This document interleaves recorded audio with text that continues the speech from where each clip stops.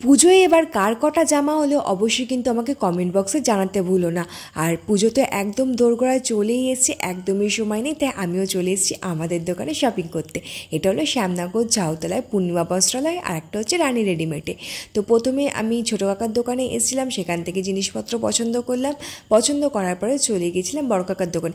আর হ্যাঁ, আগে বলে দিই তোমরা সবাই কেমন আছো, আশা করি সবাই খুব খুব ভালো আছো। এখনও যারা আমার ইউটিউব চ্যানেল মিলি নবীনকে সাবস্ক্রাইব করনি ঝটপট সাবস্ক্রাইব করে দাও, আর ফেসবুক পেজ ক্রিয়েটর মিলিতেও ফলো করে দাও। আর আজকে কিন্তু আমি পয়সা দিয়ে জামাটা কিনবো না, কাকারা দেবে।